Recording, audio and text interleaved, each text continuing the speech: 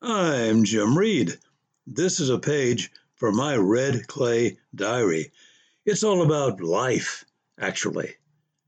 This is called Down South Notes on How to Notice Books and Bookies. As curious book lovers stream into my bookshop each day, things happen. Things happen. Browsers want to know stuff. Have you read all these books? That's like asking a shoe store manager, have you worn all these shoes?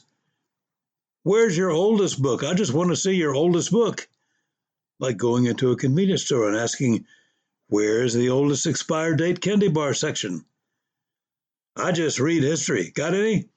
I want to ask, history of snails? History of street repair? History of grumpy old men? What is the customer's idea of history books? I like helping browsers find something worthy of adoption, but first I must delayer and decipher exactly what the potential customer is asking for. For some, history just means books about the Civil War. Down south, this usually means only books about the down south idea of what the conflict was all about. History is in the heart of the beholder.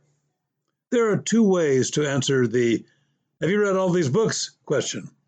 If lightheartedness seems appropriate, I'll reply, "Yep, I've read them all."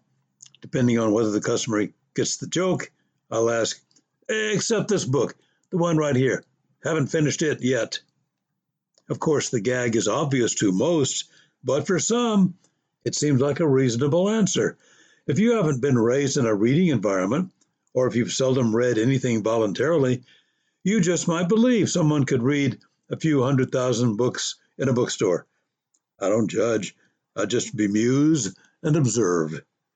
As to the matter of examining a centuries-old book, I enjoy getting to know the customer's motivation better before bringing out an ancient volume. If the customer is simply gawking with no intention of learning or reading beyond sightseeing, I might hesitate, perhaps only complying when there are no other customers awaiting assistance. But it is fun showing off a 500-year-old book. Helping all customers properly is pretty much impossible. It pleasures me to hand someone the exact edition of the precise book being requested. It disappoints me to announce that a book is not available today. Just sold my last copy yesterday. So, in a bookstore, things happen. Books are cherished, adopted, recited aloud, hugged, occasionally chewed on, toddlers run loose sometimes, ordered, read within the shop, placed on hold, even put on layaway, as we say in this part of the nation. The secret of running a joyful book emporium is to observe and assist, not criticize.